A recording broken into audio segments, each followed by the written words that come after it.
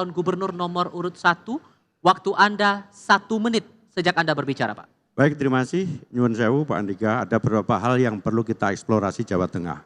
Angka kemiskinan kita adalah 10,47%. Sehingga inilah yang menjadikan suatu hal yang harus kita lakukan ekspansi. Yang berakibat kepada pemerataan pembangunan. Oleh karena itu, kami hanya ingin menanyakan bagaimana saudara melihat persoalan tersebut dan solusi apa yang akan saudara berikan. Ada tambahan atau sudah cukup, Bapak? Cukup. Oke, kita hentikan waktunya. Saya berikan kesempatan untuk calon gubernur nomor urut 1 memberikan jawaban. Waktu Anda 3 menit sejak Anda berbicara, Pak. Ya, kemiskinan memang merupakan PR bagi siapapun yang akan terpilih menjadi gubernur, wakil gubernur Jawa Tengah.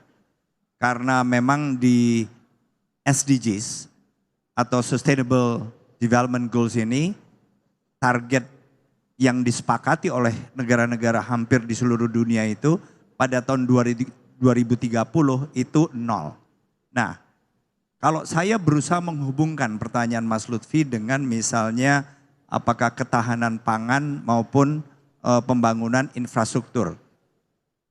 Pembangunan infrastruktur jelas akan memungkinkan konektivitas antara kota, desa, sedemikian rupa sehingga yang tadinya terisolasi atau bahkan tertinggal ini bisa lebih cepat dalam mengejar.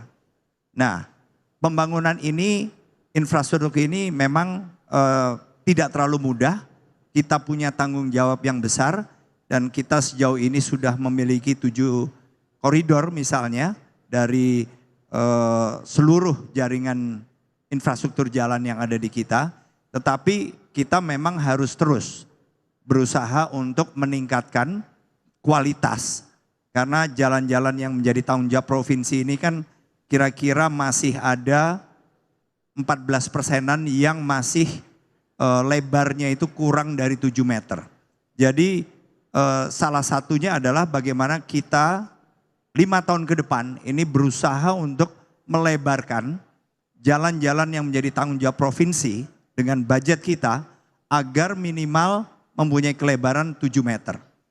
Jadi ini juga salah satu yang akan membuka akses jalan-jalan yang kemudian harusnya bisa dilalui oleh misalnya apakah proses produksi, pengolahan maupun distribusi hasil-hasil pertanian, perdagangan ke seluruh rumah tangga di Jawa Tengah. Jadi ini adalah salah satu program kami di mana kami akan menargetkan secara spesifik 14%-an jalan provinsi yang saat ini kelebarannya kurang dari 6 meter untuk minimal menjadi 7 meter. Itu ada tambahan, Mas? Ya, secara sederhana adalah mengatasi kemiskinan dengan cara membuat masyarakat usia produktif mempunyai pendapatan. Maka pasangan Andika Hendy hari ini punya 2 metode. 1, mempercepat izin, tidak ada pungli di dalam proses izin. Kemudian juga membuat kepercayaan investasi masuk ke Jawa Tengah. Sehingga terjadi rekrutmen tenaga kerja. Bagaimana kemudian yang tidak diterima sebagai tenaga kerja? Maka kita akan kembangkan UMKM yang kemudian disupport pemerintah dari mulai permodalan sampai akses pasar. Waktu Anda habis, Bapak, terima kasih. Saya berikan kesempatan untuk calon gubernur nomor urut 2 memberikan tanggapan atas jawaban dari cagup nomor urut 1. Waktu Anda 2 menit sejak Anda berbicara. Baik, terima kasih. Mungkin masukan yang bagus juga dari Pak Andika dan Mas Hendy.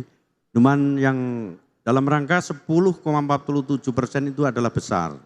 Artinya 3 hal terkait dengan kemiskinan di Jawa Tengah. 1 dari segi pendapatan. Pendapatannya apa? UMR di Jawa Tengah sangat kecil sekali, yaitu 2.035.000. Kemudian apa? Di tempat kita dari segi pendapatan hampir 140.000 masyarakat Jawa Tengah kena PHK terhitung September kemarin. Kemudian yang ketiga apa? Stabilisasi serapan hasil tani dan nelayan rendah. Itu pendapatan. Kemudian dari segi layanan dasar, dari segi infrastruktur dasar, ini perlu dipikirkan. Makanya jalan yang paling tepat adalah 1, kita harus memberikan subsidi pangan murah kepada masyarakat agar tepat sasaran. Di mana itu? Di tempat-tempat yang menjadi perkumpulan masyarakat dalam rangka miskin ekstrim. Kemudian yang kedua, berikan sekolah gratis. Kemudian berikan kesehatan gratis. Bagi sekolah gratis digunakan warga SMA yang mempunyai putus sekolah. Itu pun datanya hampir 160.000 masyarakat kita putus sekolah miskin ekstrim. Dan yang ketiga adalah kita juga harus membuat fasilitas kesehatan yang bisa dinikmati oleh masyarakat. Layanan kesehatan kita harus kita dekatkan dengan masyarakat dengan puskesmas miling. Kalau perlu puskesmas pembantu harus kita siapin 1 dokter, 1 perawat. Dengan demikian masyarakat kita sehat, beger, waras, umurnya cukup dan berasnya banyak. Itu mungkin saya sampaikan. Masih ada waktu? Terima kasih. Dicukupkan Bapak? Dicukupkan? Cukup Bapak? Oke, kita hentikan waktunya. Teman-teman terima kasih. Kita berikan kesempatan untuk Cagup nomor urut 1 memberikan respons atas tanggapan dari Cagup nomor urut 2. Waktu Anda 2 menit Pak, sejak Anda berbicara. Ya, itu semua adalah langkah-langkah yang memang diperlukan Mas Lutfi.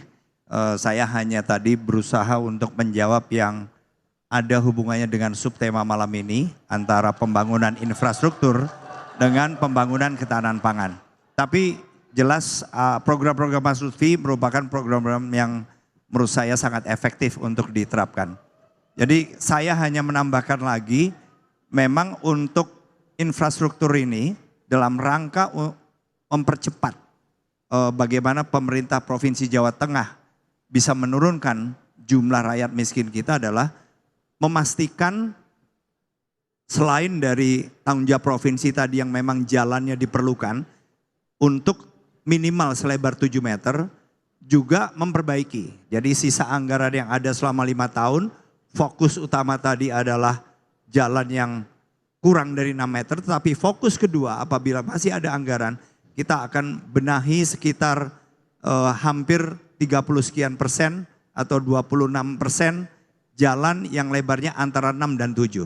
Karena ini penting sekali agar kabupaten kota ini juga bisa memanfaatkan jalan-jalan atau infrastruktur yang menjadi tanggung jawab dari provinsi. Mas Hendy ada teman? Ya, terkait dengan jalan, kalau dari 2.440 km persegi, mohon maaf kilometer, ternyata jalan yang kondisinya rusak ada sekitar hampir 28%, ya kan? Artinya masih ada sekitar 700 kilo yang kondisinya tidak bagus. Maka kalau kami skala prioritas mestinya akses jalan yang bagus itu adalah menuju ke potensi ekonomi, menuju ke sarana pendidikan, menuju ke sarana kesehatan, supaya masyarakat kemudian bisa mendapatkan fasilitas yang layak dari pemerintah provinsi. Terima kasih. Baik, kita berikan apresiasi kepada kedua pasangan calon. Beri tepuk tangan yang meriah hadirin sekalian untuk kedua pasangan calon yang sudah menyelesaikan sesi keempat debat kali ini.